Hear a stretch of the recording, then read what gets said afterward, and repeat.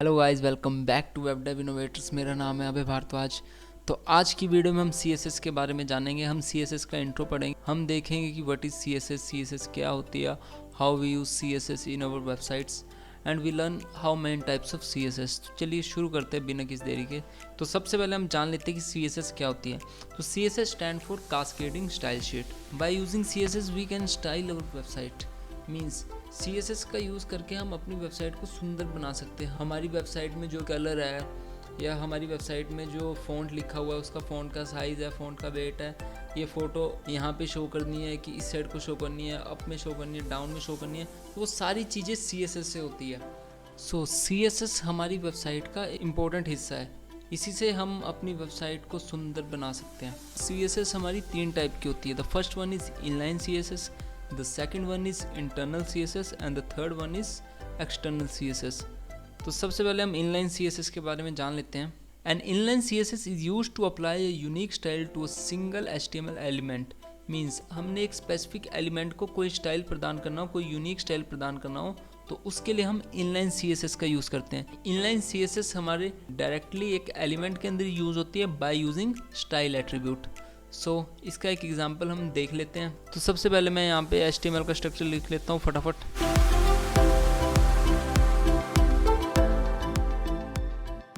Simply मैंने यहाँ पे HTML का स्ट्रक्चर लिखा, फिर मैंने Ctrl+S दबाया। इसको मैंने अपने शिवम HTML नाम के फोल्डर में, फॉर एग्जांपल मैंने CSS इस फाइल का नाम लिखा और .html लगा दिया, तो ये सेव होगी। तो इनलाइन CSS आपको समझ आ गई। उसका एक एग्जाम्पल मैं आपको यहाँ पे दिखाता हूँ। सिंपली मैंने यहाँ पे एक H1 टैग लिया। H1 टैग के अंदर मैंने सिंपली लिख दिया this is inline CSS। Okay, अभी मैंने Ctrl+S करा और इसका मैंने रिजल्ट देखा।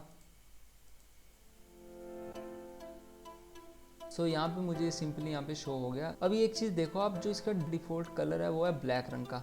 मैं चाहता हूँ कि ये रेड रंग में आए या ब्लू रंग में आए, तो उसके लिए मैं इनलाइन CSS का यूज़ करके आप कलर चेंज करके दिखाऊंगा। इनलाइन CSS यूज़ करने के लिए हम स्टाइल एट्रीब्यूट यूज़ करते हैं। एट्रीब्यूट्स के बारे में मैं आपको बता चुका हूँ और मैंने एक चीज़ भी बताई थी, एट्रीब्यूट हमेशा स्टार्टिंग टैग के अंदर यूज़ होता है। मैंने इसके स्टार्टिंग टैग के अंदर लिख दिया स्टाइल, जो कि एट्रीब्यूट है। आपको अच्छे से पता है एट्रीब्यूट क्या होता है, जो कि हमें एलिमेंट के बारे में एडिशनल इन्फॉर्मेशन बताता है। तो स्टाइल टैग के अंदर मैं चाहता हूँ कि इसका जो कलर हो वो रेड रंग का हो जाए। CSS में जो स्टाइल लिखने का सिंटैक्स होता है वो होता है प्रॉपर्टी वैल्यू।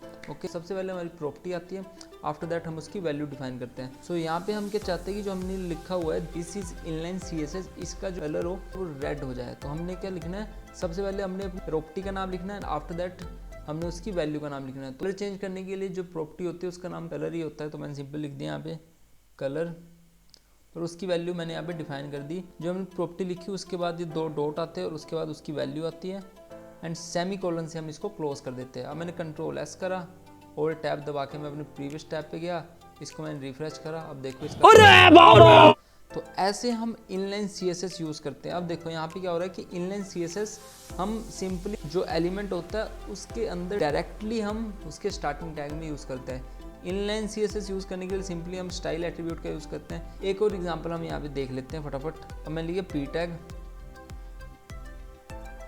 इसके अंदर मैंने लिख दिया this is a paragraph tag and I want that the color of P is okay। अब मैं चाहता हूँ कि जो ये P एलिमेंट है इसका कलर क्या हो जाए, ब्लू हो जाए। तो हमने सिंपली क्या करना है, सबसे पहले हमने स्टाइल टैग डिफाइन करना है, इक्वल टू लिखा, मैंने सिंपली इसके अंदर लिख दिया कलर एंड इसका मैंने वैल्यू पास कर दी ब्लू और मैंने सेमी कोलन से इसको क्लोज कर दिया और Ctrl+S दबाया। मैं अपने प्रीवियस टैब पे गया, रिफ्रेश करा, अब देखो यहाँ पे वो ब्लू कलर का आ गया। तो ऐसे हम इनलाइन CSS का यूज़ करते हैं। अब इसके बाद हम जान लेते हैं इंटरनल CSS। इंटरनल CSS से हम एक पूरे HTML पेज को स्टाइल कर सकते हैं। इनलाइन CSS से तो हम एक स्पेसिफिक एलिमेंट को स्टाइल कर सकते थे, लेकिन by using internal CSS we can style our whole HTML document.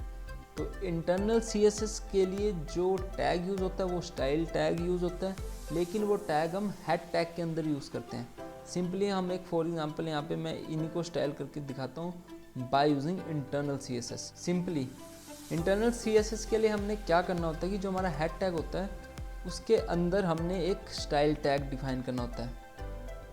Simply CSS है तो स्टाइल तो होगा, क्योंकि CSS का मतलब ही स्टाइल करना है। तो वहाँ पे भी हमने जो एट्रीब्यूट यूज़ करता था स्टाइल, यहाँ पे भी हम स्टाइल टैग यूज़ करें, लेकिन वो टैग हमने हेड टैग के अंदर यूज़ करना है।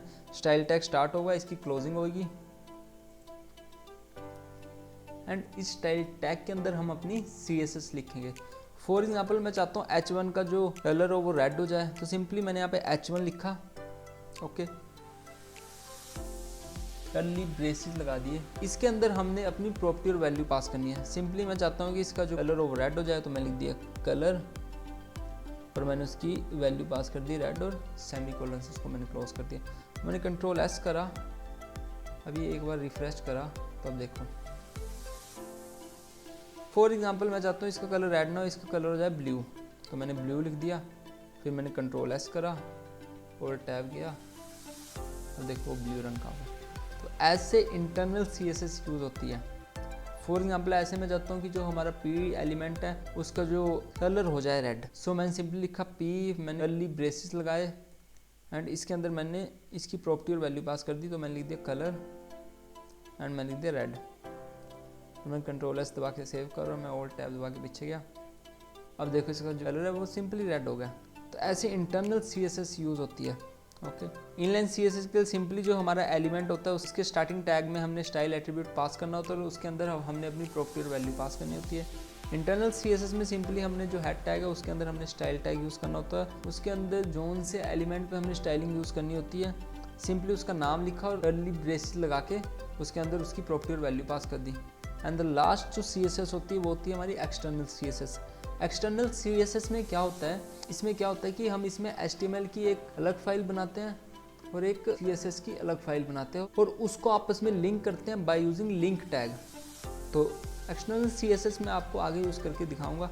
आपने सिंपली अभी इतना जानना है कि एक्सटर्नल CSS में क्या होता है कि हमारी एक HTML की फाइल अलग होती है। मेन चीज़ जो हमारी फाइल है अभी ये HTML की फाइल है, ऐसी एक CSS की फाइल बनेगी और हम उसको HTML की फाइल के साथ उसको लिंक करेंगे और उसमें क्या होगा कि हम अपना HTML का कोड अलग लिखेंगे, हम अपना CSS का कोड अलग लिखेंगे।